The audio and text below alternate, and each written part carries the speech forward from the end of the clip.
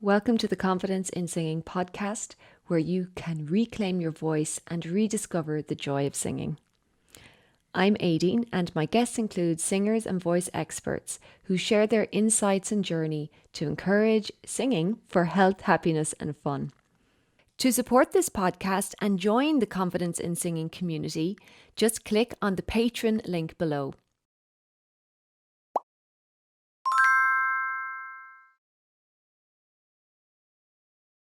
Welcome to the Confidence in Singing podcast. I'm Aideen, and my guest today is Rachelle Babler. She is a singer, an artist, and an advocate. Welcome, Rachelle. Thank you so much for having me. I'm excited to be here. I'm so happy to have you here too. I'm going to read out a little bit of your bio to give people a taste of what to expect, and then we'll get into a nice conversation about everything that you do with your music. Rachelle Babler grew up in Southern California near the sunny beaches of San Diego and has always been an avid explorer, traveler, musician, and creative soul.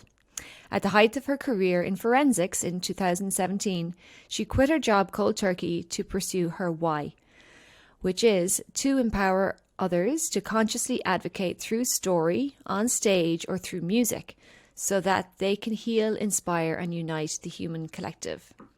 She is a #1 international best-selling co-author, a TEDx speaker, and a proud mama to her 2 children, Austin and Camryn. So welcome, Rachelle. We're really excited to talk to you about your music and your work as an advocate as well. Where would you like to start? Will we go right back to the beginning? Yeah, we could start from the beginning. I can give you a little of my backstory. I'd love to find out about where your love for music came from. Who was it that inspired music, or was it part of the family? And tell us a little bit about that. So I grew up in San Diego, and after I went to high school, I went to college and I became a paramedic. And I was a paramedic for 6 years in San Diego. And you know, it was in the mindset of, growing up that you get a job, you get a stable job, you get a job with benefits, retirement, all that stuff. I always loved music as a child, but I never even entertained the thought of doing something with music because that just wasn't, stable or didn't have retirement benefits. And so I, went the path of, I always loved helping people and being in the medical field. And so I was a paramedic, and then contract negotiations forced many of us to go back to school. So I went back to school, took a class, and I got hooked in forensics. And I actually was in forensics for 20 years. And throughout that time, I had explored my musical journey with taking lessons from my guitar instructor, who I've known since high school. He and I sang together, and he was like in the band that played for the vocal ensemble group in high school. And after high school, he started giving lessons to people. So I took some lessons from him, but then I lost track of him for like 10 to 15 years. And after I'd gotten divorced in my early 40s, I found him again, and he had a studio like 10 minutes away from me. So I started taking music lessons from him again.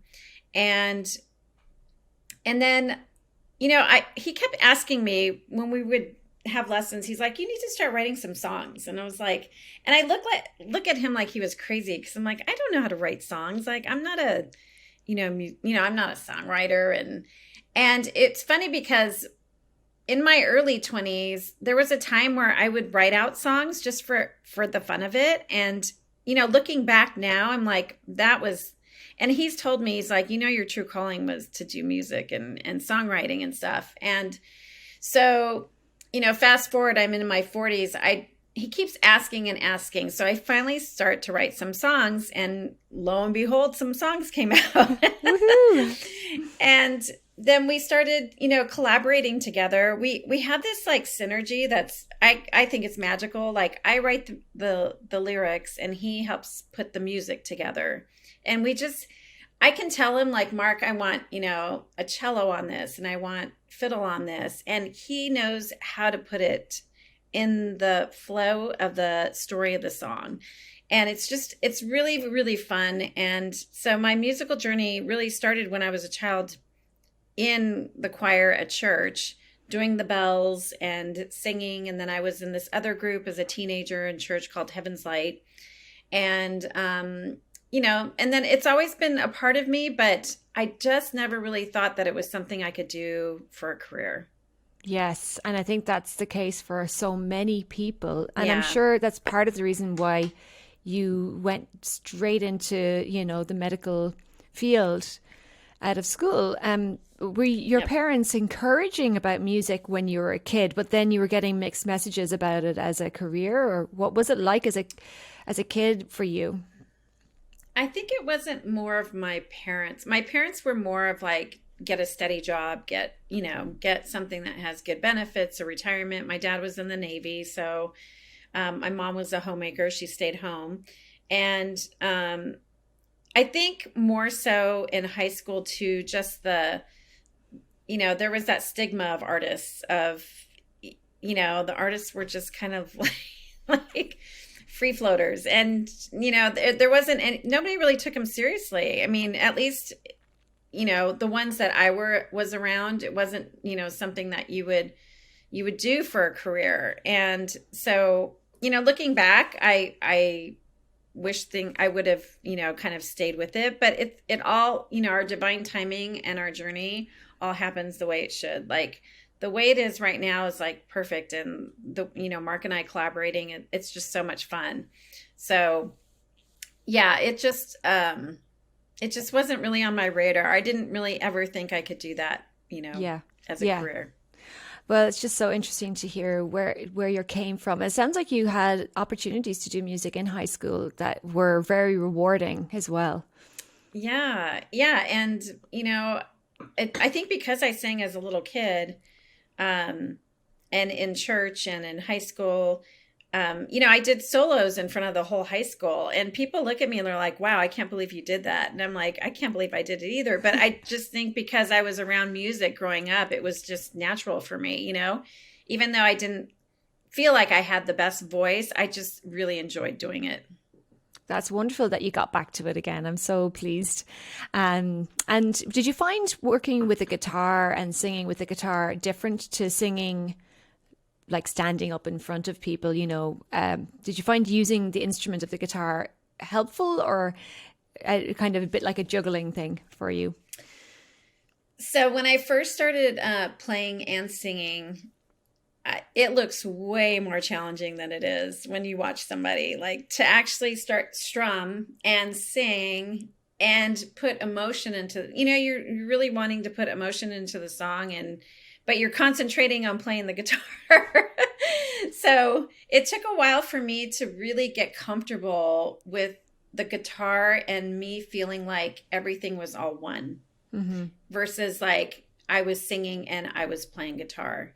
So it took some time and a lot of practice. And I remember Mark's like, I'm like, this is a lot harder than I thought it would be. And he's like, just got to practice every day. I mean, it's really just feeling that the guitar is really kind of like one with your body, like you can feel it. And then like your music and your voice will come out with that melody that you're playing. What kind of music do you like the best? Like, what kind of music do you sing most? I would say I love country. Country is probably my favorite. I love country music. But my band and I have a band, and we play like, dive bars here in San Diego. And we play 70s, 80s, and 90s music, cover tunes. So we love like the old rock. We're all 80s people. So we're like, Pat Benatar and Heart and the Eagles and, those types of songs. But those are big those songs. are really fun. Yeah. Power They are big ballads. songs. Do you Yeah. have any tips that you can give to anyone for that powerful kind of singing? Because that's not something everybody knows how to do naturally. Was that something that you were good at naturally, or did you have to develop that? I think, when I was in high school, a lot of people said like, wow, you can belt out songs. Like I'd go to karaoke and sing like a Whitney Houston song. but it really, I think now that I have a band and I'm, singing in the band and, doing these cover tunes, it's really kind of just stepping into, when I sing some of those songs, I have to, and I've heard this before with other artists, that you just kind of become a different person. You have to look at you really have to embody that artist in your whole being, Yeah. to really like share that type of song, because some of those songs are really difficult to sing. So it's really just kind of embodying like their energy into your song and when you're singing, and having fun with it, like not taking it so seriously. Yes, you can't be self-conscious and sing a song like that. No.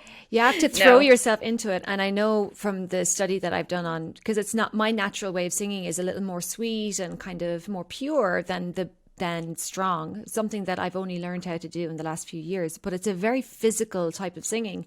It requires a lot of physical postural alignment and really delicate balance between the breath and the sound.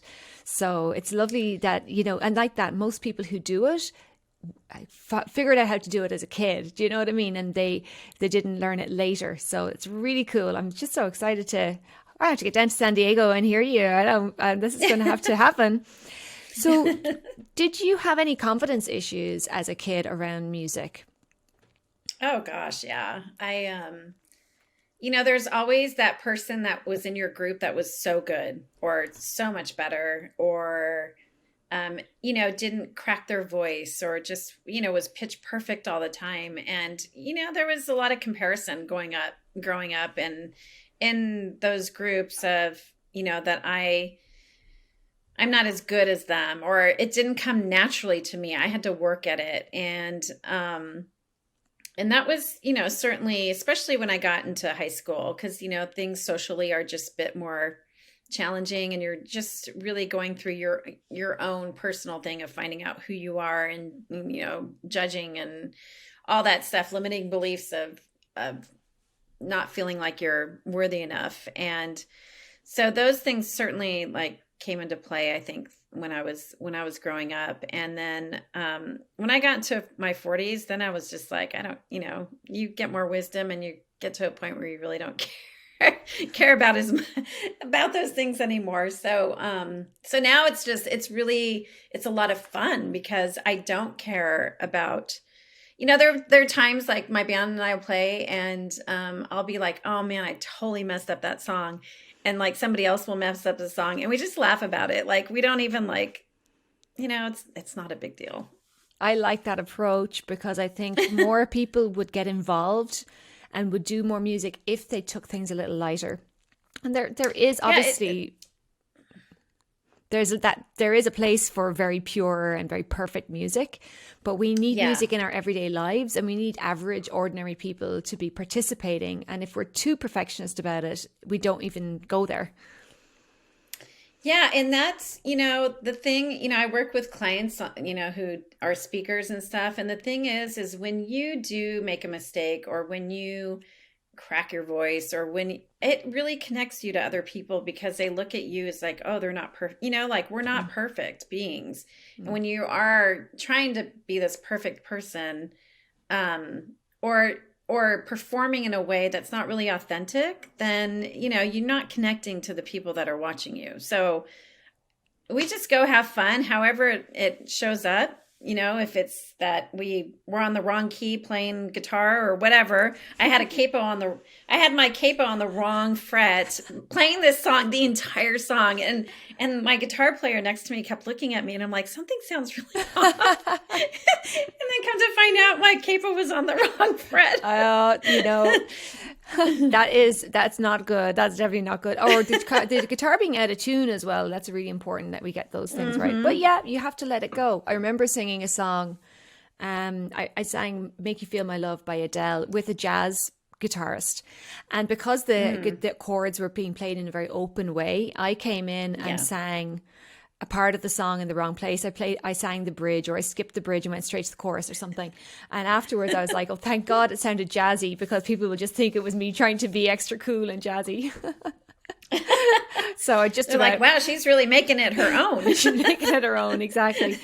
So I know that your journey has been quite tough at times as well, and that you've been inspired through tragedy to really get your song, one of your songs out there. Would you like to tell us a little bit about that? Yeah. So after my career in forensics, I actually quit my job cold turkey in my 40s. I was 46 years old, and I went to pursue my why, like what my why was in this lifetime. And about a year after that, my sister passed away from colon cancer. And so, I mean, divine timing, like I wouldn't have gotten to spend all that time with her before she passed away had I not quit my job and become an entrepreneur and was able to have, a laptop lifestyle of work where I could work on my, laptop and go wherever I need to go. And then, so Mark and I were doing, I probably started taking writing seriously in 2015. And the day after she passed away from colon cancer, I wrote a song about her journey of her cancer journey. And it was my interpretation of what she had gone through. And it was just, I was so devastated when she passed away. And it was just a way for me to, express my grief. And I journal a lot. So I was just writing down and writing. And, I started writing and the song came out. And a couple of weeks after she passed away, we had her celebration of life, and Mark and I performed it at her celebration of life. And it was really nice. And then Mark and I released it. It's on like iTunes and Amazon Music and a couple places. And we just thought we would raise some money to, whatever, we got from that song, we would raise money to support a colon cancer group here in San Diego and honor my sister. Mm-hmm. And then last year during the pandemic, I was sitting here at my desk and, I think the pandemic was a time of reflection for me. Like, what am I doing with my life? Or, what's serving me, what's not? And that's when, this idea came of me using the song to advocate for colon cancer awareness. So I created a lyric video encasing messaging around colon cancer statistics and facts. And I used my sister's song and her story to be in that video. And I just started reaching out to colon cancer groups and sharing with them her story so that we could together bring awareness for colon cancer, because it's one of the most preventable and treatable cancers out there. It's the second leading cause of death for all cancers. And a lot of people skip their colonoscopies because they feel fine. And the thing with colon cancer is that, the Mayo Clinic has said many people with colon cancer don't have symptoms because it's a very slow growing type of cancer. So I started reaching out, and then, it kind of evolved from there. Like, people were writing back saying it moved them to tears. I performed at the virtual concert. Mark and I did that song for their virtual concert fundraiser for the Colon Cancer Foundation.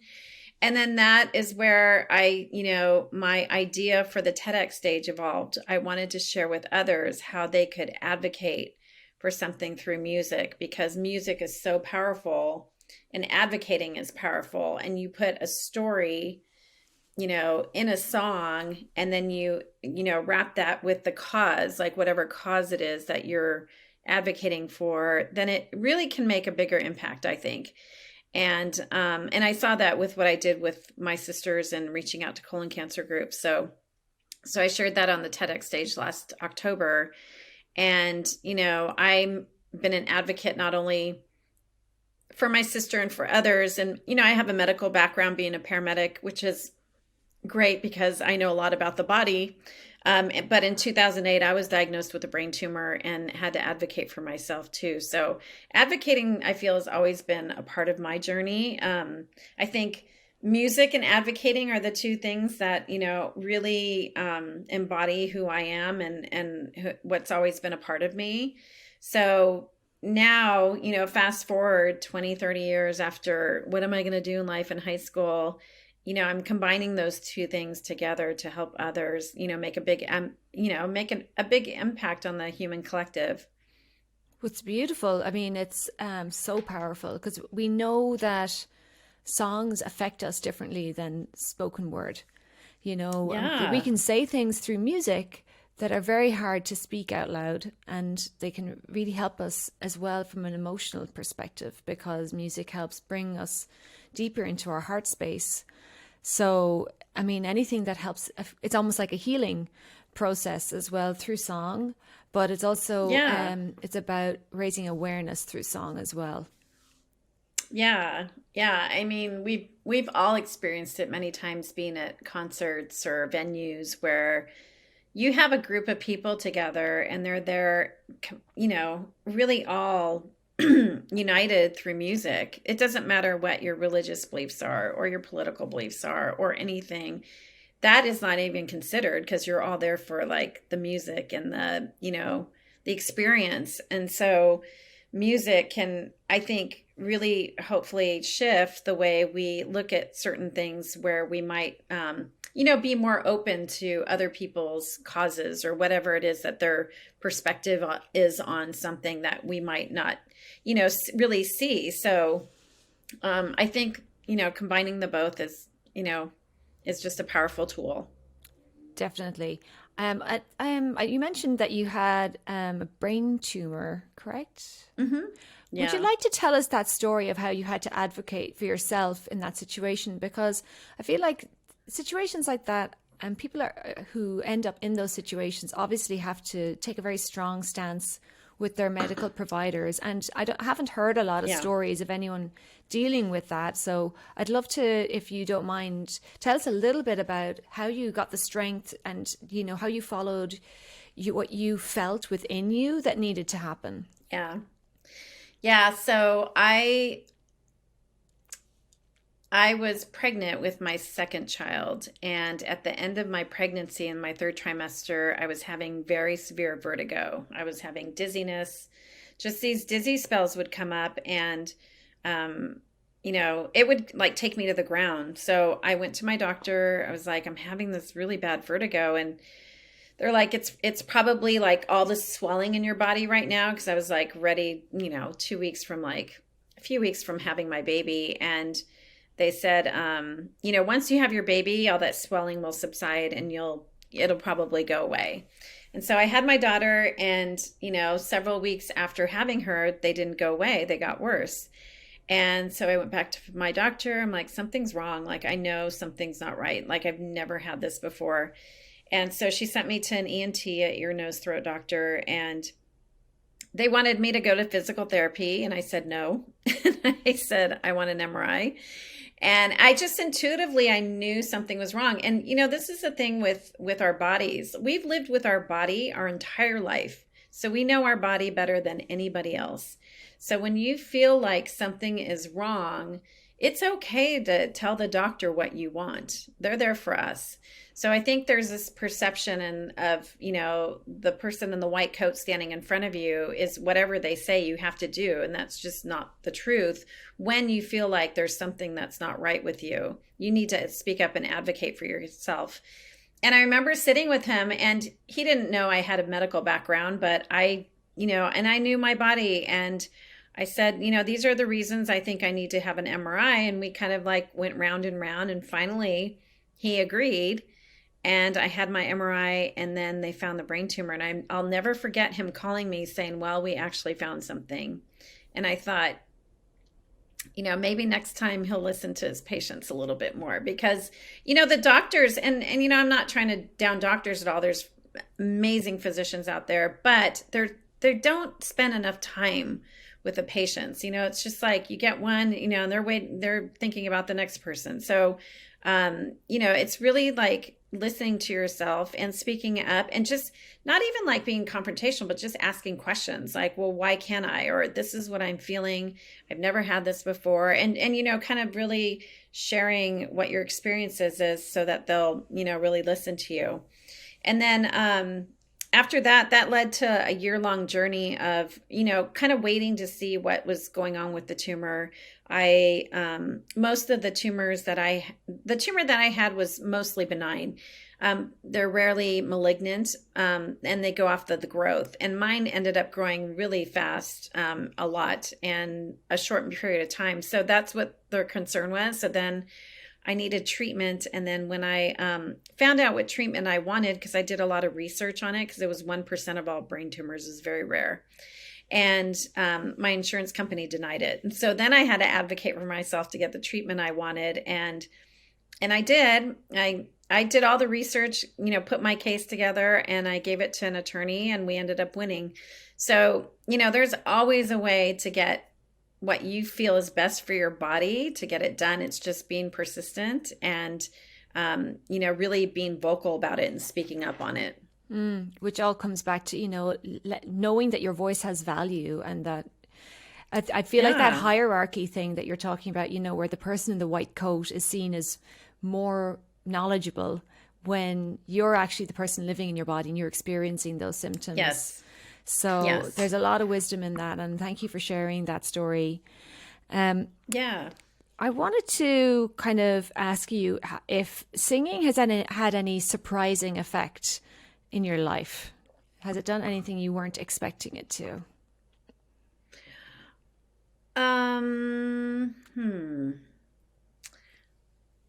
It certainly has given me, I feel like it's been a catalyst for giving me confidence, and you can relate to this. Yeah. Because when you are vulnerable and you get up in front of people and you sing, it's a very, there's so many things about it. Like, it's not only like freeing, it's cathartic, it's artistic, it's you completely loving yourself fully in that moment. And for your own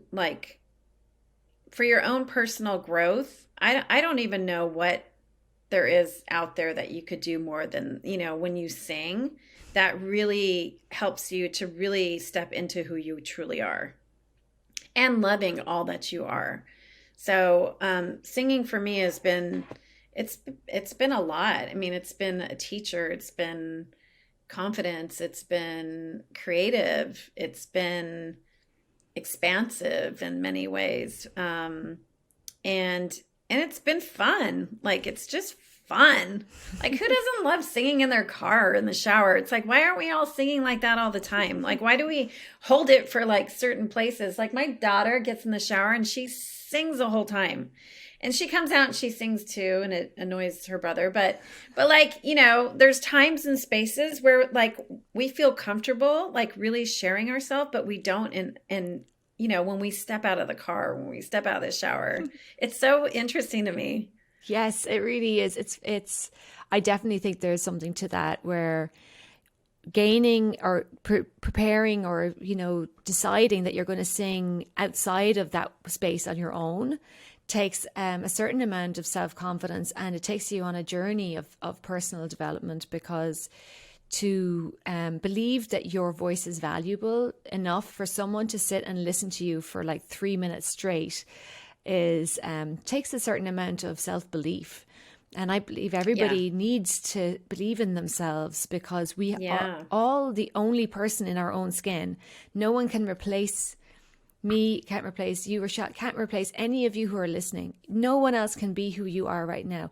And the people that you meet and the situations that you're in, no one else is going to be in those exact situations in the way that you are going to be in those exact situations. So don't forget how important you are. Don't forget that you're the only one at certain times to say the thing that needs to be said, and to sing what needs to be sung about. And I've loved talking to you about all of the passion that you have for singing as a form of it's almost like teaching someone, about an issue that people would often avoid even hearing about or even thinking about. So I'm really pleased that you got to share your story with our listeners. Thank you so much. Yeah, thank you so much for having me. I appreciate being here, and I love what you do, and I look forward to learning more from you. Oh, I'm so excited about that. Would you have anything else that you'd like to say to our listeners before we start wrapping things up?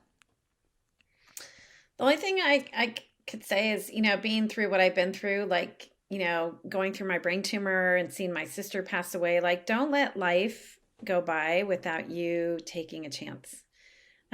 Because I've learned through my experiences, and, I was around a lot of death. I was around it as a paramedic. I was around it in forensics. I mean, horrible deaths in forensics. And my diagnosis, seeing my sister, like, I will not leave this earth with any shoulda, coulda, wouldas. And I would love everybody to just really take a chance and like trust themselves and just have fun with life. Like, it goes by so fast. And if singing is something that you've always wanted to do, just go do it. Like, and if you don't know how, find somebody to help you. Like, I'm a huge believer of finding a coach to help you do it. Like, I jumped into the entrepreneurial world. I had no idea what to do. I hired a coach to help me figure it out. So, have somebody help you, whatever that might be. Maybe it's writing a book. Maybe it's, whatever it is that your little child in you has always wanted to do, just go do it. That's beautiful. Oh, thank you so much. Now let's let everybody know a little bit about how to find out about you. Obviously, I'll put your links and everything in the show notes with the podcast. And I know that you also help people to present and develop their own TEDx topic. So would you like to say a little bit about that before we wrap it up? Yeah. So my what I do with clients is I really help them share their voice on different media platforms. So one's on podcasts, one is helping them get clear for their idea for the TEDx stage. I'm not affiliated with TED, but I love their mission and like what they do and how they really have people share their voice on a global stage. And then the other one is through music. So it's really sharing your story through music and advocating through music. So those are the things that I love to do. And you can find me, you'll put the link in, but RachelleBabler.com. And I'm on Facebook and Instagram and LinkedIn. Thank you so much for joining us today, Rachelle. It's been an absolute pleasure. So grateful to you that your story is out there and that you are brave enough to share some of the most vulnerable times of your life in this way. And it's a real honor and a pleasure. Thank you. Thank you so much for having me. Thank you, everyone, for listening. We'll see you again at the next episode of the Confidence in Singing podcast. Bye-bye.